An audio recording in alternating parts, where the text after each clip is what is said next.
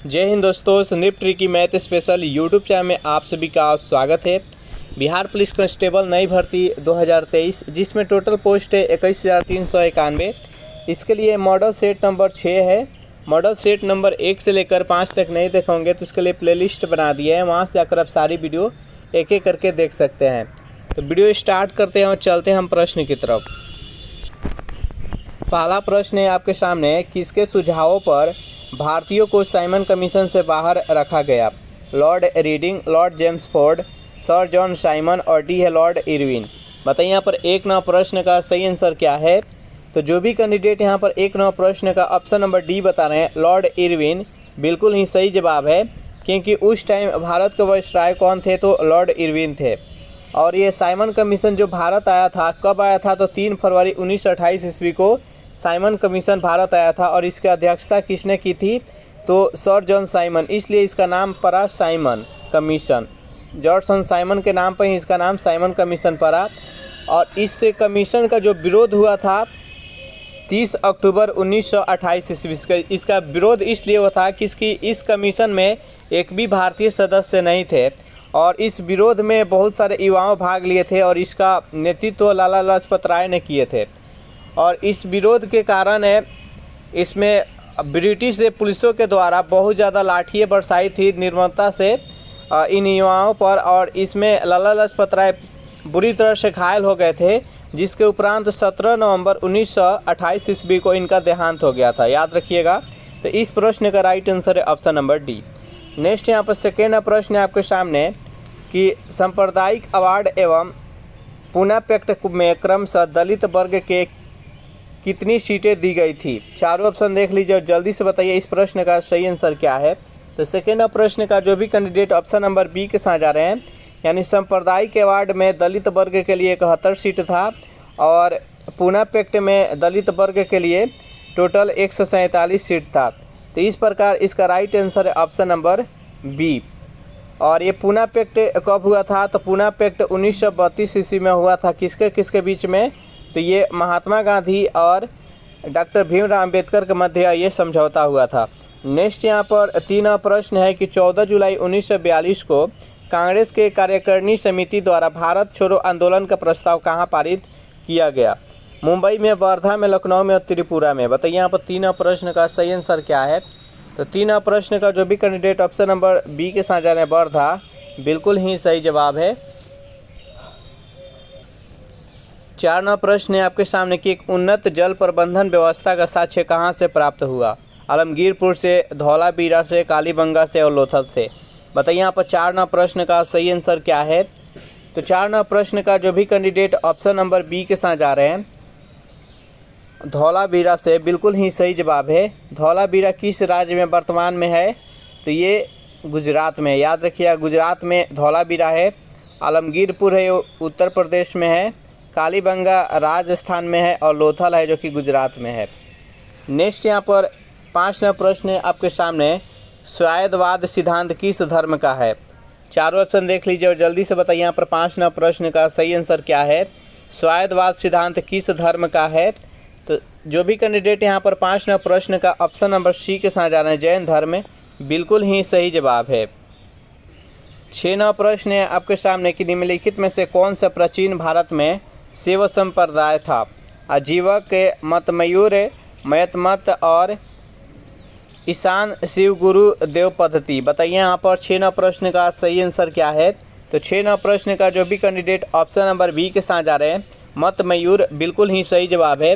देखिए, इसी लेवल का प्रश्न आपके एग्जाम में पूछा जाता है। इस मॉडल सेट में कुछ हार्ड क्वेश्चन है तो कुछ मॉडरेट है। इस क्वेश्चन का लेवल इसमें मॉडरेट टू हार्ड रखा गया है। इसी लेवल का प्रश्न आपके एग्जाम में भी पूछा जाएगा, तो इसी लेवल का आपको तैयारी भी करना है। 7 प्रश्न है कि कालसी किस हेतु प्रसिद्ध है? चारों ऑप्शन देख लीजिए और जल्दी से बताइए यहाँ पर 7 प्रश्न का सही आंसर क्या है? तो 7 प्रश्न का जो भी कैंडिडेट ऑप्शन नंबर सी के साथ जा रहे हैं अशोक के शिलालेख के कारण, इसका राइट आंसर है ऑप्शन नंबर सी। अशोक द्वारा कितना शिलालेख लिखा गया था, स्थापित किया गया था? तो 14 शिलालेख। याद रखिएगा 14 शिलालेख। इसमें जो 13वें शिलालेख थे उस पर अशोक द्वारा जो महत्वपूर्ण युद्ध लड़ा गया था, कलिंग का युद्ध, जो कि 261 ईसा पूर्व में लड़ा गया था, इसका वर्णन 13वें शिलालेख पर किया गया है। नेक्स्ट यहाँ पर 8 प्रश्न है आपके सामने कि मोहम्मद गौरी की भारत विजय तथा नव स्थापित तुर्की सल्तनत के इतिहास का प्रत्यक्ष विवरण किस ग्रंथ से मिलता है? चारों ऑप्शन देख लीजिए और जल्दी से बताइए यहाँ पर 8 प्रश्न का सही आंसर क्या है। तो 8 प्रश्न का जो भी कैंडिडेट ऑप्शन नंबर सी के साथ जा रहे हैं, तबकात ए नसीरी बिल्कुल ही सही जवाब है। मोहम्मद गौरी द्वारा कुछ महत्वपूर्ण युद्ध लड़ा गया है, उसके बारे में जान लेते हैं। मोहम्मद गौरी द्वारा युद्ध 1191 ईस्वी में तराइन का प्रथम युद्ध लड़ा गया था पृथ्वीराज चौहान तथा मोहम्मद गौरी के बीच में। इसमें जयचंद थे जो कि पृथ्वीराज चौहान का मदद किए थे और साथ दिए थे, जिसके कारण पृथ्वीराज चौहान का जीत हो गया था और मोहम्मद गौरी का हार हो गया था। फिर 1192 ईस्वी में तराइन का द्वितीय युद्ध हुआ मोहम्मद गौरी तथा पृथ्वीराज चौहान के बीच में, जिसमें कि जयचंद जो थे वह मोहम्मद गौरी का साथ दिया था, जिसमें पृथ्वीराज चौहान का हार हो गया था। फिर 1194 ईस्वी में चंदावर का युद्ध हुआ मोहम्मद गौरी तथा जयचंद के बीच में, जिसमें कि जयचंद हार गया था। चलिए नेक्स्ट यहाँ पर 9 प्रश्न है आपके सामने कि संगम साहित्य की भाषा कौन सी थी? तमिल थी, प्राकृत थी, पाली थी और संस्कृत थी। बताइए यहाँ पर 9 प्रश्न का सही आंसर क्या है। तो जो भी कैंडिडेट यहाँ पर ऑप्शन नंबर ए के साथ जा रहे हैं, बिल्कुल ही सही जवाब है। नेक्स्ट यहाँ पर 10 प्रश्न है आपके सामने कि कृष्णदेव राय ने किस नगर की स्थापना की? चारों ऑप्शन देख लीजिए और जल्दी से बताइए यहाँ पर 10 प्रश्न का सही आंसर क्या है। कृष्णदेव राय के द्वारा कौन से नगर की स्थापना किया गया? तो 10 प्रश्न का जो भी कैंडिडेट ऑप्शन नंबर बी के साथ जा रहे हैं, नागलापुर बिल्कुल ही सही जवाब है। नेक्स्ट क्वेश्चन देखते हैं। 11 प्रश्न है आपके सामने कि निम्नलिखित में से कौन भारत के लेक डिस्ट्रिक्ट के रूप में जाना जाता है? नैनीताल, शिमला, सिक्किम और माथेरान। बताइए यहाँ पर 11 प्रश्न का सही आंसर क्या है। तो जो भी कैंडिडेट ऑप्शन नंबर ए के साथ जा रहे हैं, नैनीताल बिल्कुल ही सही जवाब है। 12 प्रश्न है कि द्वीपों का समूह लक्षद्वीप का उत्पत्ति किससे हुआ है? प्रवाल उत्पत्ति के द्वारा, ज्वालामुखी उत्पत्ति के कारण, मृदा निक्षेपण के कारण, उपयुक्त में से कोई नहीं।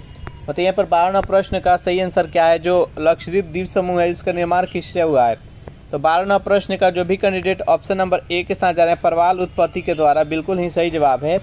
और जो अंडोमान निकोबार द्वीप समूह है, उसका निर्माण किससे हुआ है? तो ज्वालामुखी की उत्पत्ति से। इसका राइट आंसर है ऑप्शन नंबर ए और ज्वालामुखी हो जाएगा अंडोमान निकोबार द्वीप समूह के उत्पत्ति का कारण।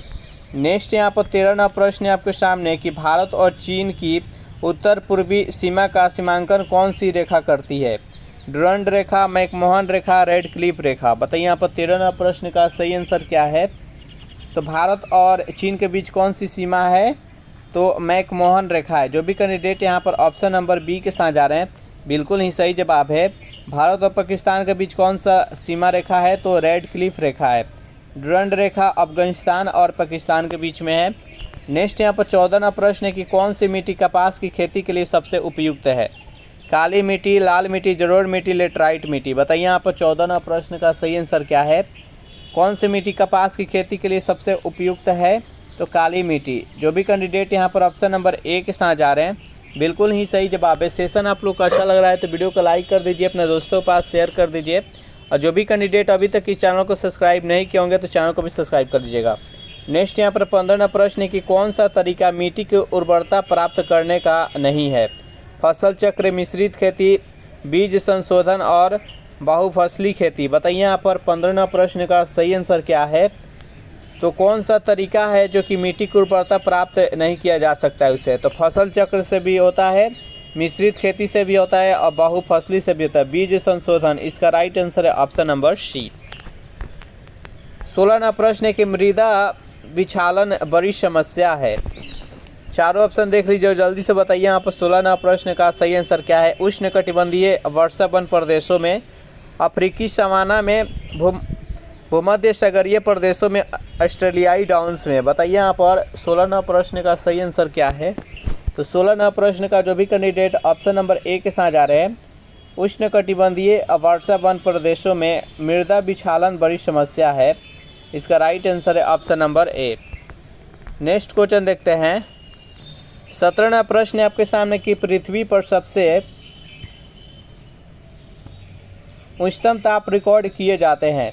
यानी पृथ्वी पर सबसे अधिक टेम्परेचर किस स्थान पर होता है आपको बताना है। भूमध्य रेखा पर 10 डिग्री, उत्तरी अक्षांश पर 20 डिग्री 25 डिग्री। बताइए यहाँ पर इस प्रश्न का सही आंसर क्या है। पृथ्वी पर सबसे उच्चतम ताप रिकॉर्ड कहाँ किए जाते हैं। 17वां प्रश्न का जो भी कैंडिडेट ऑप्शन नंबर सी के साथ जा रहे हैं 20 डिग्री उत्तरी अक्षांश बिल्कुल ही सही जवाब है। 18वां प्रश्न आपके सामने बेहद इंपॉर्टेंट प्रश्न है कि सरदार सरोवर बांध किस नदी पर है। नर्मदा, चंबल, सतलज, महानदी। बताइए यहाँ पर 18वां प्रश्न का सही आंसर क्या है। तो सरदार सरोवर बांध किस नदी पर है, तो ये तो नर्मदा नदी पर है। जो भी कैंडिडेट यहाँ पर ऑप्शन नंबर ए के साथ जा रहे हैं बिल्कुल ही सही जवाब है। नर्मदा नदी कहाँ से निकलती है, तो ये मध्य प्रदेश के अमरकंटक से निकलती है। और ये कहाँ पर जाकर गिरती है, तो ये खंभात के खाड़ी जो कि अरब सागर में मिली हुई है, खंभात के खाड़ी में जाकर गिरती है। सबसे सीधी बहने वाली नदी कौन सी है, तो नर्मदा नदी है। और ये दो पर्वतों के बीच में ये नदी बहती है। इसके उत्तर में विंध्याचल पर्वत और इसके दक्षिण में है सतपुरा पर्वत, इसके मध्य में ये बहती है। नर्मदा नदी पर ही एक जलप्रपात है जिसका नाम है धुआंधार जलप्रपात। और ये कहाँ पर स्थित है, तो ये मध्य प्रदेश के जबलपुर जिला में स्थित है धुआंधार जलप्रपात। और ये इस नदी को गुजरात का जीवन रेखा कहा जाता है। और ये मात्र दो ही राज्य में बहती है, एक मध्य प्रदेश और दूसरा गुजरात। तो इस प्रश्न का राइट आंसर है ऑप्शन नंबर ए। चलिए नेक्स्ट क्वेश्चन देखते हैं। यहाँ पर 19वां प्रश्न की तपोवन और विष्णुगढ़ जल विद्युत परियोजना कहाँ अवस्थित है। मध्य प्रदेश में, उत्तर प्रदेश, उत्तराखंड और राजस्थान।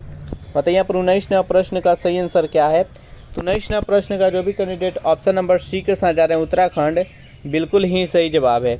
नेक्स्ट यहाँ पर 20वां प्रश्न है कि निम्नलिखित में से कौन सा एक जीव चावल की फसल के लिए जैव उर्वरक का कार्य कर सकता है। चारों ऑप्शन देख लीजिए और जल्दी से बताइए यहाँ पर 20वां प्रश्न का सही आंसर क्या है। तो 20वां प्रश्न का जो भी कैंडिडेट ऑप्शन नंबर ए के साथ जा रहे हैं नील हरित शैवाल बिल्कुल ही सही जवाब है। चावल की फसल या धान के फसल का एक ही है, तो उसके लिए सबसे उर्वरक का कार्य कौन करता है, तो नील हरित शैवाल। इसका राइट आंसर है ऑप्शन नंबर ए। नेक्स्ट यहाँ पर 21वां प्रश्न है कि निम्नलिखित में से किसी भौगोलिक क्षेत्र को अनुसूचित घोषित करने का संवैधानिक अधिकार किसको है। राज्यपाल को, मुख्यमंत्री को, प्रधानमंत्री को, राष्ट्रपति को। बताइए यहाँ पर 21वां प्रश्न का सही आंसर क्या है। किसी भौगोलिक क्षेत्र को अनुसूचित घोषित करने का संवैधानिक अधिकार किसको है। तो जो भी कैंडिडेट ऑप्शन नंबर डी के साथ जाना है राष्ट्रपति बिल्कुल ही सही जवाब है। नेक्स्ट यहाँ पर 22वां प्रश्न है कि भारत में लोकसभा का अध्यक्ष मनोनीत किया जाता है। ऑप्शन नंबर बी है चयनित किया जाता है। इन दोनों ऑप्शन में से बताइए इसका राइट आंसर क्या है। भारत में जो लोकसभा के अध्यक्ष होते हैं उनको मनोनीत किया जाता है या चयनित किया जाता है या नियुक्त किया जाता है। तो जो भी कैंडिडेट यहाँ पर ऑप्शन नंबर बी के साथ जा रहे हैं चयनित किया जाता है बिल्कुल ही सही जवाब है। नेक्स्ट क्वेश्चन देखते हैं। 23वां प्रश्न है आपके सामने निम्नलिखित में से कौन सा एक राज्य का नीति निर्देशक सिद्धांत संविधान में बाद में जोड़ा गया। ग्राम पंचायतों का गठन, गोवध निषेध, मुफ्त कानूनी सलाह और समान नागरिक संहिता। बताइए यहाँ पर 23वां प्रश्न का सही आंसर क्या है, जल्दी से बताइए। तो 23वां प्रश्न का जो भी कैंडिडेट ऑप्शन नंबर सी के साथ जा रहे हैं मुफ्त कानूनी सलाह बिल्कुल ही सही जवाब है। राज्य का नीति निर्देशक सिद्धांत किस भाग में है, तो संविधान के टोटल 22 भाग है। इसमें से जो चौथा भाग है, चौथा भाग में राज्य के नीति निर्देशक तत्वों के बारे में वर्णन किया गया है। ये संविधान में अनुच्छेद 36 से लेकर और अनुच्छेद 51 तक है इसका वर्णन राज्य के नीति निर्देशक तत्वों के बारे में। 24वां प्रश्न है आपके सामने बेहद इंपॉर्टेंट प्रश्न है। ऐसे प्रश्न में आप कंफ्यूज नहीं होइएगा। निम्नलिखित शब्दों में से कौन सा शब्द 1975 में भारतीय संविधान की प्रस्तावना में सम्मिलित नहीं था। यहाँ पर 1975 की बात की जा रही है, जल्दी से बताइए 1975 में कौन सा शब्द नहीं जोड़ा गया था। बंधुत्व, संप्रभुता, समानता, अखंडता। तो जो भी कैंडिडेट ऑप्शन नंबर डी के साथ जा रहे हैं अखंडता बिल्कुल ही सही जवाब है। बंधुत्व जोड़ा गया था, संप्रभुता जोड़ा गया था और समानता जोड़ा गया था। फिर 42वें संविधान संशोधन हुआ था 1976 में। 1976 में 42वें संविधान संशोधन हुआ था, उसमें भी 3 शब्द जोड़ा गया था। कौन कौन सा, तो समाजवादी, अखंडता और पंथ निरपेक्ष। ये 3 शब्द को भारतीय संविधान की प्रस्तावना में जोड़ा गया। नेक्स्ट यहाँ पर 25वां प्रश्न है आपके सामने कि पायरोमीटर किसके मापन में प्रयोग किया जाता है? वायुमंडलीय दाब के, आर्द्रता के, उच्च ताप के और घनत्व के। बताइए यहाँ पर 25वां प्रश्न का सही आंसर क्या है? पायरोमीटर किसके मापन के लिए प्रयोग में लाया जाता है? तो उच्च ताप को मापने के लिए हम पायरोमीटर का प्रयोग करते हैं। तो जो भी कैंडिडेट यहाँ पर ऑप्शन नंबर सी के साथ जा रहे हैं बिल्कुल ही सही जवाब है। अगर इस मॉडल सेट का आपको PDF चाहिए तो इसके लिए टेलीग्राम ग्रुप बना दिए, जिसका लिंक इसी वीडियो के नीचे डिस्क्रिप्शन में मिल जाएगा, वहाँ से ज्वाइन करके इसका PDF डाउनलोड कर सकते हैं। 26वां प्रश्न है कि निम्नलिखित में से किसकी भेदन क्षमता सबसे अधिक होती है? अल्फा किरण की, बीटा किरण की, गामा किरण की और न्यूट्रॉन की। तो यहाँ पर 26वां प्रश्न का सही आंसर क्या है? निम्नलिखित में से किसकी भेदन क्षमता सबसे अधिक होती है? तो सबसे अधिक भेदन क्षमता गामा किरण की होती है। जो भी कैंडिडेट यहाँ पर ऑप्शन नंबर सी के साथ जा रहे हैं बिल्कुल ही सही जवाब है। 27वां प्रश्न है आपके सामने कि कौन सा पदार्थ प्रकाश संश्लेषण के दौरान अपचयित होता है? कार्बन डाइऑक्साइड, ग्लूकोज, जल, ऑक्सीजन। बताइए यहाँ पर 37वां प्रश्न का सही आंसर क्या है? कौन सा पदार्थ है जो कि प्रकाश संश्लेषण के दौरान अपचयित होता है? तो कार्बन डाइऑक्साइड। जो भी कैंडिडेट यहाँ पर ऑप्शन नंबर ए के साथ जा रहे हैं बिल्कुल ही सही जवाब है। नेक्स्ट यहाँ पर 28वां प्रश्न कि किस गैस का गंध सड़े हुए अंडे जैसा होता है? ऑप्शन नंबर ए है कार्बन मोनोऑक्साइड, बी है सल्फर डाइऑक्साइड, सी है सल्फर ट्राइऑक्साइड और हाइड्रोजन सल्फाइड। बताइए यहाँ पर 28वां प्रश्न का सही आंसर क्या है? तो 28वां प्रश्न का जो भी कैंडिडेट ऑप्शन नंबर डी के साथ जा रहे हैं हाइड्रोजन सल्फाइड बिल्कुल ही सही जवाब है। 29वां प्रश्न है आपके सामने कि निम्नलिखित में से कौन www यानी वर्ल्ड वाइड वेब का आविष्कारक माना जाता है? चारों ऑप्शन देख लीजिए और जल्दी से बताइए यहाँ पर 29वां प्रश्न का सही आंसर क्या है? तो जो भी कैंडिडेट ऑप्शन नंबर सी के साथ जा रहे हैं टिम बर्नर्स-ली बिल्कुल ही सही जवाब है। नेक्स्ट यहाँ पर 30वां प्रश्न है कि कौन सा जीवित पक्षी विश्व का सबसे छोटा अंडा देता है? हॉर्नबिल, हमिंग बर्ड, गल और कठफोरवा। बताइए यहाँ पर 30वां प्रश्न का सही आंसर क्या है? कौन सा जीवित पक्षी है जो कि विश्व का सबसे छोटा अंडा देता है सबसे से? बताइए यहाँ पर 30वां प्रश्न का राइट आंसर क्या है? तो जो भी कैंडिडेट ऑप्शन नंबर बी के साथ जा रहे हैं हमिंग बर्ड बिल्कुल सही जवाब है। और हमिंग बर्ड विश्व की सबसे छोटी पक्षी है, यह भी याद रखिएगा। नेक्स्ट यहाँ पर 31वां प्रश्न है आपके सामने, निम्नलिखित में से कौन सा मानव गुर्दे का सामान्य कार्य नहीं है? रक्त में जल की मात्रा का नियंत्रण करना, रक्त में शर्करा की मात्रा का नियंत्रण करना, यूरिया को छानकर बाहर करना और कई हार्मोन्स का स्रवण करना। बताइए इसमें से मानव गुर्दे का कौन सा सामान्य कार्य नहीं है? 31वां प्रश्न का जो भी कैंडिडेट ऑप्शन नंबर बी के साथ जाए रक्त में शर्करा की मात्रा का नियंत्रण करना, ये मानव गुर्दे का काम नहीं है। तो जो भी कैंडिडेट यहाँ पर ऑप्शन नंबर बी के साथ जा रहे हैं बिल्कुल ही सही जवाब है। नेक्स्ट यहाँ पर 32वां प्रश्न है कि पक्षियों में आगे के पैर किसमें संशोधित हुआ है? पंख में, चोंच में, वायुगुहा में और वायुकोश में। बताइए यहाँ पर 32वां प्रश्न का सही आंसर क्या है? पक्षियों का जो आगे का पैर होता है उसमें किसमें वो संशोधित हुआ है? तो 32वां प्रश्न का जो भी कैंडिडेट ऑप्शन नंबर सी के साथ जा रहे हैं वायुगुहा बिल्कुल ही सही जवाब है। नेक्स्ट यहाँ पर 33वां प्रश्न है कि टेकियान से तात्पर्य है प्रकाश गति से तीव्र गति वाले कण, भारी नाभिक वाले अणु का भाग, सी है वायु में ध्वनि की गति से तीव्र गति वाले कण और डी है जालक कंपन की मात्रा। बताइए यहाँ पर 33वां प्रश्न का सही आंसर क्या है? टेकियान से तात्पर्य है, टेकियान का क्या अर्थ है? तो यहाँ पर 33वां प्रश्न का जो भी कैंडिडेट ऑप्शन नंबर डी के साथ आ रहे हैं जालक कंपन की मात्रा बिल्कुल ही सही जवाब है। 34वां प्रश्न है कि वायुमंडल में उपस्थित ओजोन द्वारा निम्न में से कौन सा विकिरण अवशोषित किया जाता है? और रक्त, दृश्य, पराबैंगनी और सूक्ष्म तरंगे। बताइए यहाँ पर 34वां प्रश्न का सही आंसर क्या है? तो 34वां प्रश्न का जो भी कैंडिडेट ऑप्शन नंबर सी के साथ जा रहा है पराबैंगनी किरण बिल्कुल ही सही जवाब है। जो ओजोन परत होता है संताप मंडल में, उसका मुख्य कार्य है कि सूर्य के द्वारा जो भी पराबैंगनी किरण छोड़ी जाती है उसको अवशोषित कर लेना। ओजोन परत की मोटाई को किससे मापा जाता है? तो ओजोन परत की मोटाई को डॉप्सन के द्वारा मापा जाता है। और ओजोन परत का अणु सूत्र क्या होता है? तो अणु सूत्र O3 होता है, याद रखिएगा। और एक प्रश्न का आंसर आप दीजिएगा कि ओजोन दिवस कब मनाया जाता है। नेक्स्ट यहाँ पर 35वां प्रश्न है आपके सामने के निम्नलिखित युग्मों में से कौन सा सही सम्मिलित नहीं है। एक तरफ जैव मंडल आरक्षित क्षेत्र है और दूसरी तरफ अवस्थित है, यानी वो कौन से राज्य में है, और एक जैव मंडल आरक्षित क्षेत्र है। जल्दी से बताइए यहाँ पर 35वां प्रश्न का सही आंसर क्या है। तो 35वां प्रश्न का जो भी कैंडिडेट ऑप्शन नंबर ए के साथ जा रहे हैं मानस मेघालय, ये गलत है। बाकी यहाँ पर नंदा देवी उत्तराखंड में है, कंचनजंगा सिक्किम में है, अगस्त्य मलाई केरल में है, मानस है जो कि असम में है, याद रखिएगा। तो इस प्रश्न का राइट आंसर है ऑप्शन नंबर ए। नेक्स्ट यहाँ पर 36वां प्रश्न है कि तमिलनाडु का पश्चिमी बिहार अवस्थित है। चारों ऑप्शन देख लीजिए और जल्दी से बताइए यहाँ पर 36वां प्रश्न का सही आंसर क्या है। तो तमिलनाडु का पश्चिमी बिहार अवस्थित है। जो भी कैंडिडेट ऑप्शन नंबर ए के साथ जा रहे हैं कारिकिली में, बिल्कुल ही सही जवाब है। नेक्स्ट यहाँ पर 37वां प्रश्न है कि मानव जनित पर्यावरण प्रदूषण क्या कहलाते हैं। अजैविक, प्रतिजैविक, ह्यूमेलिन और एंथ्रोपोजेनिक। बताइए यहाँ पर 37वां प्रश्न का सही आंसर क्या है। मानव जनित पर्यावरण प्रदूषण क्या कहलाते हैं, जैसे कमेंट कीजिए। 37वां प्रश्न का जो भी कैंडिडेट ऑप्शन नंबर डी के साथ जा रहे हैं एंथ्रोपोजेनिक, बिल्कुल ही सही जवाब है। नेक्स्ट यहाँ पर 38वां प्रश्न है आपके सामने कि अम्ल वर्षा होती है। इसका चारों ऑप्शन देख लीजिए बारी बारी से और बताइए अम्ल वर्षा क्यों होती है, किस कारण से अम्ल वर्षा होता है।